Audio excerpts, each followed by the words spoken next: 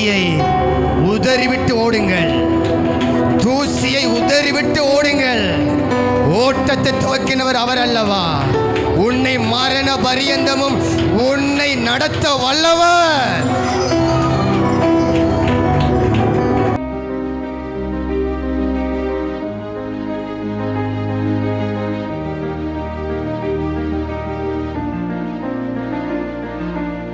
ஆவிக்குரிய பிரகாரமாகவும் நதி ஒன்று உண்டு. அந்த நதி அவருடைய ஜனங்களாகிய உங்களுக்குள்ளே எனக்குள்ளே அது பாய வேணும் என்று சொல்லி கர்த்தர் விரும்புகிறார். அந்த நதியினாலே நாம் நிரப்பப்பட வேணும். அந்த நதி நம்முடைய தாகத்தை தீர்க்க வேண்டும். அந்த நதி நம்முடைய வறட்சியை மாற்ற வேண்டும். அந்த நதி நம்முடைய வாழ்க்கையில பல ஆசீர்வாதங்களை கொண்டு வர வேண்டும், உண்டாக்க வேண்டும் என்று கர்த்தர் விரும்புகிறார். எனவே இந்த நதி இது ஒரு நாங்கள் உலக பிரகாரமாக பார்க்கிற நதியை போல ஒரு சாதாரணமான ஒரு நதி அல்ல. இந்த நதி எங்கே இருந்து ஊற்றெடுத்து பாய்கிறது என்றால் அவருடைய சிங்காசனத்திலிருந்து ஆட்டுக்குட்டியானவராகிய இயேசு பிதாவாகிய தேவன் வாசம் பண்ணுகிற அவருடைய பரலோக சிங்காசனத்தில் இருந்து ஒரு நதி இறங்கி வருகிறது. அவருடைய மகிமையின் நதி இறங்கி வருகிறது என்று பார்க்கலாம். அப்ப ஆரம்பம் ஊற்று அங்கதான் இருக்கு, பரலோகத்தில் சிங்காசனத்தில். அங்க இருந்து அந்த நதி அது அவருடைய ஜனங்களாகிய எங்களை நோக்கி அது கடந்து வருகிறதாம். கர்த்தருடைய ஜனமாகிய நீங்களும் நானும் கணுக்கால் அளவோ முழங்கால் அளவோ இடுப்பு அளவோ அல்ல. அந்த நதியினுடைய நீச்சல் ஆழத்துக்குள்ளே நீங்களும் நானும் பிரவேசிக்க வேண்டும் என்று சொல்லி கர்த்தர் விரும்பி அவருடைய சிங்காசனத்தில் இருந்து அவருடைய நதியை, அவருடைய மகிமையான நதியை, அந்த அபிஷேகம் நிறைந்த நதியை, அவருடைய வல்லமையான நதியை அவர் என்ன செய்கிறார் என்றால் அவருடைய திருச்சபைக்குள்ளே இருக்கிற உங்களுக்குள்ளே என்னக்குள்ளே அதை அவர் அனுப்ப விரும்புகிறார். அப்பதான் ஆவிக்குரிய வாழ்க்கையில் நாம் ஒரு முழுமையான ஒரு நிலைக்குள்ளே நாம போகலாம். இந்த நதி பாய பாய ஒரு மனுஷனால துதிக்காமல் இருக்கவே முடியாது. கர்த்தரை தேடாமல் இருக்கவே முடியாது. அவருடைய சமூகத்துக்கு வராமல் இருக்கவே முடியாது. ஏண்டா இது தாகம் தீர்க்கிற நதி. இந்த நதி நமக்குள்ள சுரக்க சுரக்க சுரக்க நம்மட முகம் மட்டுமில்லை, நம்மட சரீரம் மட்டுமில்லை, நம்மட வாழ்க்கை மட்டுமில்லை, நமக்கு கர்த்தரோடு இருக்கிற அந்த உறவுல கூட ஒரு பெரிய நெருக்கம் வந்து கொண்டே இருக்கும். கர்த்தரை தேடணும், கர்த்தரை துதிக்கணும். இன்றைக்கு நான் ஜெபித்தது காணாது, துதித்தது காணாது. ஆனா 5 மணித்தியாலம் நீங்க ஜெபித்திருப்பீங்க, 6 மணித்தியாலம் தேவ சமூகத்தில் இருந்திருப்பீங்க. உங்களுக்குள்ளேயே ஒரு உணர்வு வரும், நான் இன்னும் அதுல திருப்தி அடையலையே.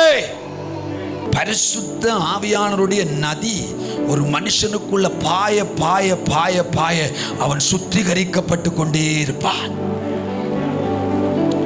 அவன் வாழ்க்கை சுத்திகரிக்கப்பட்டு கொண்டே இருக்கும்.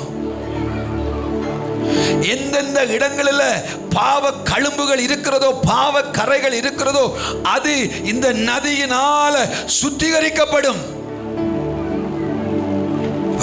ஒருவன் ஏன் இந்த நதியை வாஞ்சிக்க வேண்டும்? ஏன் இந்த நதிக்குள்ளே வாழ தன்னுடைய வாழ்க்கையை அர்ப்பணிக்க வேண்டும்? ஒரு சுத்திகரிப்பை பெறுவதற்கு. பாவத்தில் இருந்து ஒரு வேறு பிரிந்த, உலகத்தில் இருந்து ஒரு வேறு பிரிந்த ஒரு பரிசுத்தமான ஜீவியம் ஒரு தேவ பிள்ளை ஜீவிப்பதற்கும் வாழுவதற்கும் இந்த நதி ஒரு தேவனுடைய பிள்ளைக்கு அவசியம். இந்த பரலோக தண்ணீரை, ஜீவ நதியினாலே அங்கே பாய்கிற இந்த தண்ணீரை ஒரு மனுஷன் குடிக்க குடிக்க குடிக்க குடிக்க அவனுடைய ஆவிக்குரிய வாழ்க்கை ஆரோக்கியம் அடைந்து கொண்டே இருக்கும். இந்த நாளில் ஆவியானவர் அவருடைய மழையை நம்ம மேல ஊற்ற போகிறார், அவருடைய நதியை நம்ம மேல ஊற்ற போகிறார். ஒரு பலத்த நதி எங்கள் மேல ஊற்றப்பட போகிறது. எல்லார் மேலும் ஆவியானவர் அவருடைய அருள் மாரியை இந்த நாளில், இந்த ஞாயிறு தினத்தில், இந்த ஓய்வு நாளில் அவர் ஊற்ற சித்தம் கொண்டவராய் நம்ம மத்தியில் அவர் வெளிப்பட்டிருக்கிறார்.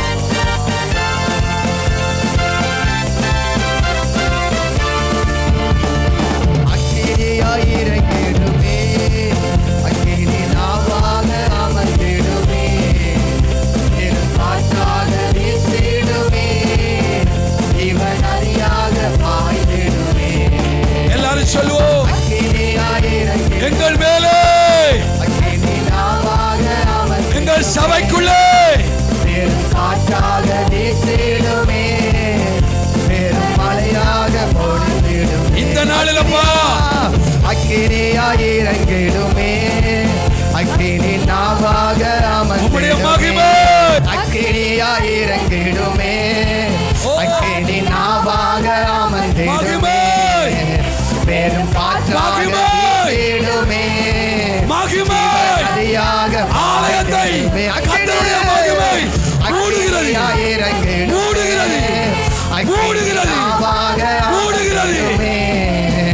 பெரும் காற்றாக வீசிடுமே, ஜீவ நதியாக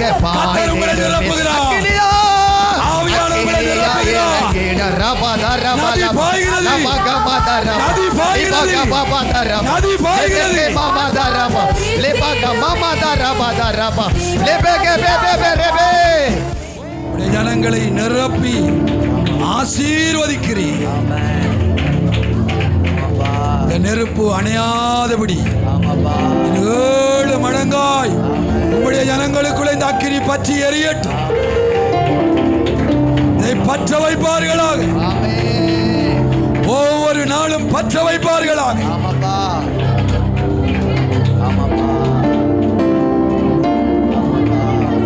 நன்றி செலுத்துகிறோம், நன்றி செலுத்துகிறோம்.